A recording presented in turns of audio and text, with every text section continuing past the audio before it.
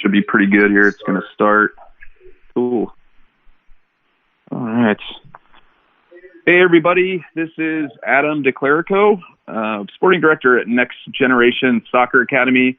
We are really excited to be starting our video audio series with some special guests, and we're starting it out with a former coach of mine and good friend who also is the academy director in charge of the entire youth products out of FC Cincinnati, Larry Sunderland. How you doing, Larry?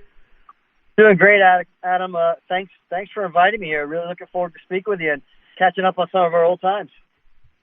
Yeah, man, I appreciate you making the time. I certainly do miss those Chicago days.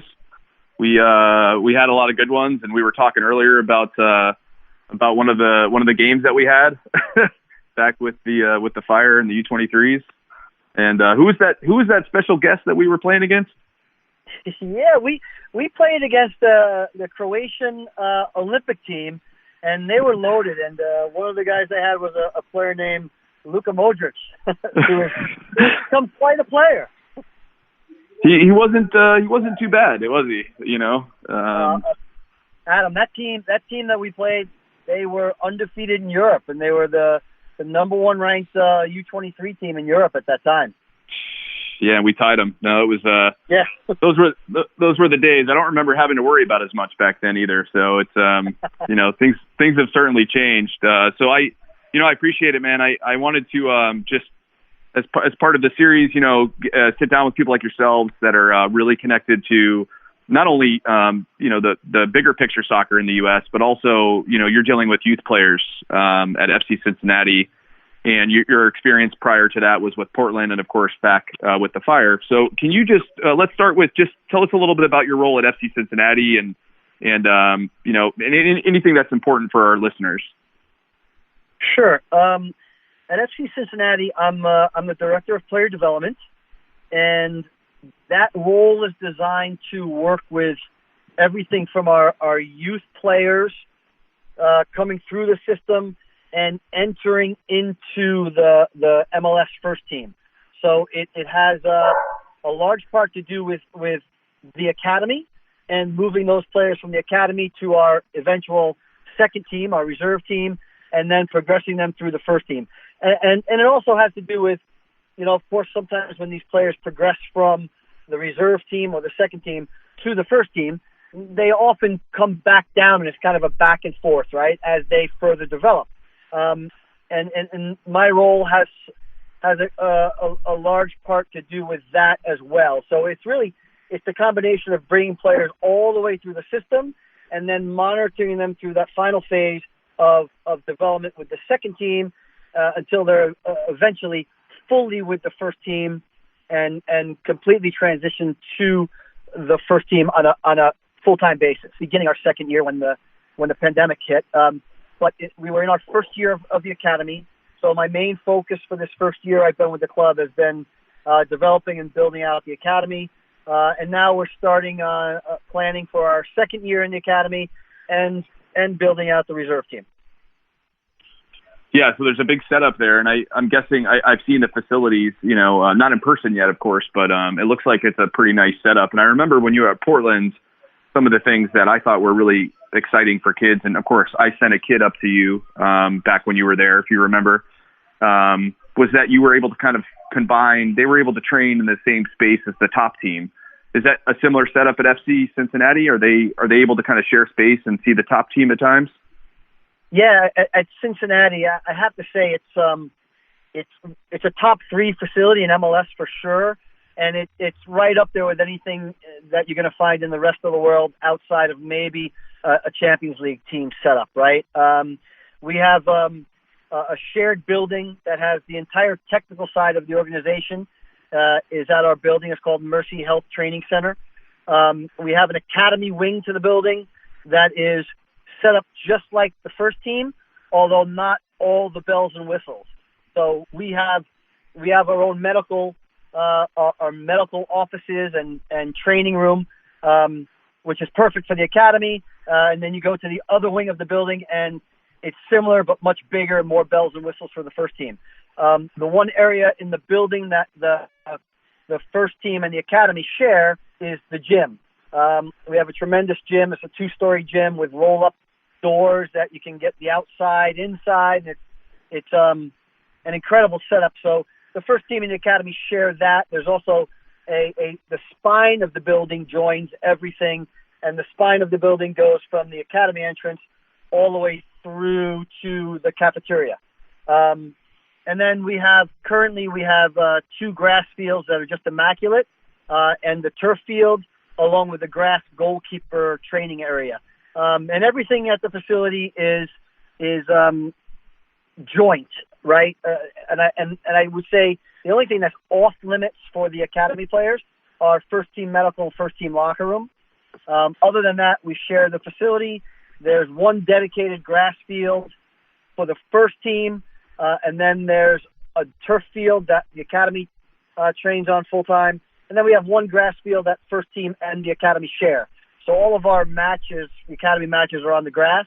And of course, most everything the first team does is on the grass as well. So it's really it's a fantastic facility.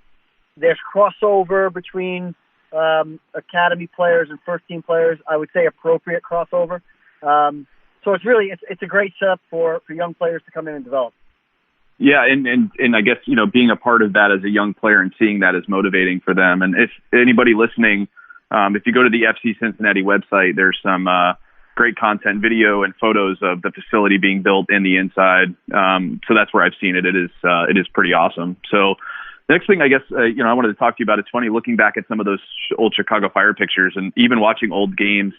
I mean, even things like the uniforms and the quality of the uniforms. You remember how heavy jerseys used to be? And I have some old I have a '94 World Cup jersey, and if I put that thing on, I immediately start itching and just the super heavy. So technology has become, it's changed the game a lot, and I know.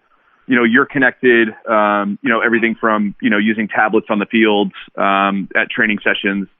I don't know if you can give us just a glimpse into how technology has changed the game for player development, but also for coaches to be able to identify and work with players. Yeah, it's a great question, and it's really appropriate right now with the lockdown, right? Not being able to get the players on the field. We're making just great use of technology at the moment, probably more than ever before. Right. And I think we're doing an awful lot of stuff with what we've called the new virtual coaching norm. Right. So it's everything from video technology in a fashion where we can question our players on our sub-principles, our principles of play. The players can cut tape. We can get back in on a Zoom conference and we can go through this. And right now we're doing stuff in blocks, our defensive blocks, our middle block, our forwards. We're working on different block training, and it's all virtual. It's all video technology. It's cutting film up, passing it back and forth within their small group, and then the players do presentations back to the entire team and the staff. And there's immediate feedback. So that's a wonderful thing. I think it's been really enlightening to me because since our academy is only 6 months old, and we started up really quickly, it was interesting to me at this point, 6 months in, to see how well the players really understood the principles and the sub-principles and our way of playing, our model. And, and I found, there's room for improvement, right? So this has really helped us. I think some of the other things, when you start to get into evidence-based coaching, right, and you start to get into analytics and where are goals coming from? How do you prevent goals? This idea of using analytics and technology where you can actually show the players and say, look, these are the facts. This is where the greatest number of goals are coming from. This is how it's happening, what the build up to it is. And then we take it and we train it. And then you come back and you see if that training's having some effect in the outcome of the games. So again, you're getting this feedback loop with the coaches. That's really great. I think the idea of technology and connecting to the players now. Look, the modern player, Adam, you remember back in the day, you were lucky if I could cut a piece of film and draw a circle on a player, right? And right. back then you look at that, you go, ooh, wow, that's great. Nowadays, if you do that with a player, they're falling asleep, right? They're looking at that. It's like playing Atari or something, you know? So now when you cut film now, you need modern programs, you need modern technology. So you really need to capture the players' attentions, right? Because what are they doing? They're all on Xbox and FIFA, and so their attention span, there needs to be a lot going on, and you need to have the bells and whistles. So some of the modern technology provides that, and I think you can connect and get better feedback that way. And then I think the last thing is the idea of really being able to individualize your training now. And the use of technology in that is fantastic. Like you said, bringing tablets out to the field and showing an exercise that you want the player to do using high-level reference. So you use a high-level reference, whether it's a first-team player action of the number 2 of the right back, or you go and you get an international level. But you can show the action on the field with a tablet, and then you can do an individual program for that player to try to mimic what that high level is. And again, it provides immediate feedback for the players, and it forms to connect and create stronger relationships. So technology is really providing some very interesting ways to coach and to coach better. Yeah, what a detailed answer, and all super important. And the reason I asked that question is because, I would say right now as a youth academy for us, if we don't approach players in the methods you're talking about, things like using the XG model and, John Cohn's Fit for 90, if you're not using these tools, you're not offering the service that the players need to truly be the best version, right? I mean, if you kind of run things the old school way, it'll get you to a certain point, but there's so many great tools out there that can help coaches and players. And there's some great examples I won't bore you with, but just some stuff I've heard about, tracking players and using statistics like you talked about with expected goals, but using statistics to really, drive home what works and what doesn't work. I think the evidence-based idea is fantastic. It really is. The one caution I always have with technology, as with everything else, I guess, is making sure to prioritize what's most important. Because I think we can all, and I'm no different. You get this new tool, and it's like, wow, I want to play with this, and I want to use this, and then another new tool comes out, and another new tool comes out, and before you know it, you're throwing 100 things at the kids, and really determining like what's most important, whether it's age appropriate or where they are in the developmental scheme, figuring out what's really appropriate, right? We had this discussion. Right. We had this discussion with the technical staff just the other day. Gary Walker's our director of sports performance and came from Manchester United. Fantastic, right? Just a wealth of knowledge and experience. And we use the same, some of the same technology that he uses from the performance side with the first team, we use with the academy, right? But now in the academy, we need to dial it down a little bit and determine what's really important for us at the academy phase, because we don't have the resources and tools maybe that the first team has, right? We have one guy who deals with our performance, one specialist on the performance end. Gary has more that work for him. So, we have to go through this process of, okay, well, if the first team's doing these 20 things, okay, well, we can't do 20. So what are the 3 most important things for the development of our players, most useful in the development of our players, that we have to kind of bring out and use at the academy level? So that's always my caution with technology, because I think we can go overboard with it. Overboard. For sure, yeah. So there's a little bit, got to be a little careful and clear on that. Yeah, to your point, I mean, it's the team and the club, the academy, and its technical. You really need to understand the goals, right? So, yeah. And then you have to align the tools, if you're going to use them, with making sure that they accomplish the goal. Keeping the goal as the target. Pun intended, I guess. So I guess the next question is, everybody's kind of at home. You and I talked about how your son, who's obviously been playing in Spain, he's home and you're getting a lot of family time. So just what is some parent advice, or, you know, what's something you could tell parents that they can be doing at home to make sure their athletes are happy and healthy on the, you know, and when they get back on the field? How can they stay, you know, mentally positive? You know it's interesting, because over the years I've been doing this, I think obviously the relationship, the parent relationship within your organization, the parents are so important, right? Clearly they have greater influence on their child than you do. Even though, you know, you can always say that, you know, the coach is so important to the player. I get all that, but let's not forget the parents are, you know, so important to the life of their child, right? Right. And so right. influential. So I've gone the gambit of how to deal with these things in the different academies I've been at, from the standpoint, you know, there was a time when I said, look, we have an academy, it's an MLS academy, you know, it's fully funded. Parents, we don't want you involved at all.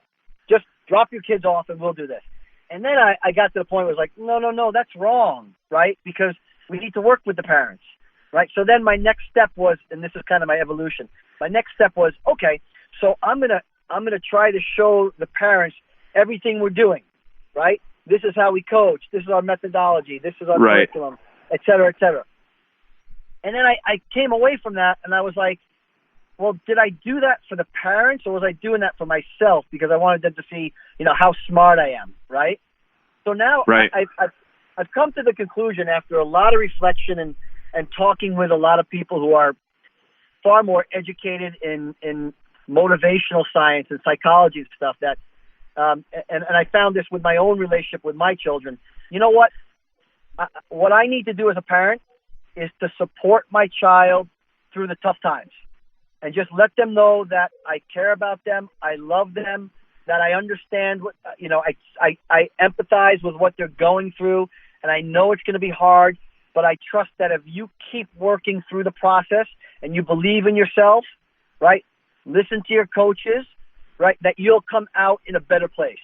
I can't always promise that that's going to be the place that you dream of, right? But you will come out having gone through something that will make you better for the long run, right? So I it's, you know, my son in Spain has gone through some very, very difficult times, and I've learned, you know, I'm thousands of miles away. There's not much I can do, right? and there's times I want to call the coach and go, hey, why aren't you playing them? But you can't. So you can't. You can't. So all I can do on the phone is go, are you okay? Yeah, how are you feeling? I know that must be hard. Listen, I just think if you keep doing the right things, keep working, believe in yourself, you know, you'll get through it. Try to be really positive and work them through the hard times, because that's when they really, really need you. You know, when they're starting the game and things are going great, they don't really need you at that point, right? But they need you to be there when it's hard, and that's when you really need to support them. And I guess the last piece I'd say to that is, and this is, I'm trying to do a better job at this, is as a coach, being very open to parents, right? And wanting to know, I don't want to get into why your son's playing or not playing, or I want to know, is there anything that you think I need to know to help your child? Is there anything going on at home? How's he doing at school? How's he feeling? Is he going through some growth moments? Things that maybe I'm not quite picking up on that you can help me with. Those are the kind of relationships that I think modern coaches want to grow with their support and their supporters' families, right? Yeah, and you're in a really unique position, right? Because of, obviously, you know, your relationship, you know, at the coaching level, and then also being a parent to a player who's playing at a very high level in Spain. So, yeah, you're kind of in both rows. But that was really good advice. Yeah, I mean, parents, like you said, they have ultimately the best connection with the child. So I thought that's a great answer. So I guess, you know, you've been around a lot of players over the years, and one of the questions I have for you is, you know, can you explain, or how would you explain the difference in mindset between a player that makes it to the next level after, you know, U18, whether it's collegiate or professional, and then those players that don't? Just thinking about mindset. Yeah. I've done a lot of thinking on this. The longer I've been coaching, the more I believe in the psychological, social underpinnings of everything that a player is. Right? We speak so much of the tech tac physical aspect of things. I think for many, myself included, we've neglected the psych piece to it. I think, so often we talk about mindset and this idea of grit, right? And how do you develop grit, and how do you develop perseverance and resilience? Because we know all those things are so important for a player to make it to the highest level, right? Right. There's a quote that I really believe in, and it's learn to love the process, and you'll learn to love what the process produces. Okay, so if a player falls in love with the process, right? I love to train, I love games, I love showing up, I love the challenge, I love the competition. If they learn to love the process, to love the learning, to love the understanding, right? If they learn to love all of those things, I think natural outcomes of that is, can be resilience, can be grit, can be perseverance, right? Because things get tough. Yeah, but I love the process. I know it's hard. I know maybe I'm not starting right now. I know it, but I love going to training every day, right? Eventually, I think you knock down the barriers by just loving the process. Yeah, and I think it's the Nick Saban, the University of Alabama, right? His whole thing is trust the process, I believe is kind of one of his ideas. So yeah, I mean, that falls in line with what you're saying. And for sure with us, we, and you've looked over our stuff, but our academy thinks the same about how important, a player's psychological pillar is being treated. And we, because of that, we hired and have a mental performance coach, to deal with those moments. Working from an individual, but also at a player, or working from a player level up to a team level.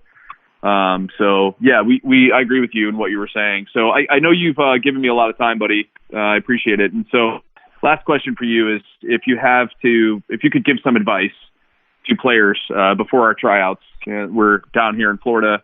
We're in the same boat as everybody else when it comes to COVID, but we're also looking at tryouts, coming soon. So what sort of advice could you give to a player prior to tryouts?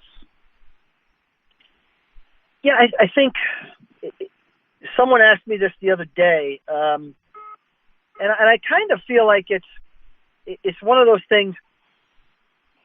I tend to do this myself. I ask myself, why am I doing something? Why do I do this? And when my why aligns with what it is I'm doing, I feel really good. I feel free, right? So if I'm doing something and my personal why in what I do with development is because I love working in the gap, right? I love helping people improve, right? They start at one spot, and I love helping with people in between and working them into where they can maybe be fulfilled, right? Soccer just happens to be my game, so it's probably difficult for a young player to do, but if they can ask themselves before they go try out, why am I doing this? And they can internalize it somehow. Why do I do this? Well, I want to try out because I love playing soccer. Well, why do you love playing soccer? Because it makes me happy. I feel free. I don't think about other things, right? And you internalize these things, and these are emotions, right? So they become pretty intrinsic to people then. And I think at that point, you're doing it for all the right reasons, right? When you go on the field, I'm going on the field because I love this. It's not because I want to make that coach's team. It's not because I want to make that coach happy. It's not because mom and dad want me to be on the A team or the B team or the C team. I'm doing it because I love to play the game. I'm doing it because it makes me feel so good, right? If you do that, right, I think good things happen. Yeah, that's another good piece of advice. And we, I know there's a lot of, and this too, there's always a lot of, stress on the players and the families during tryout time. And, what you're saying is mask that with the reason why, because you love it.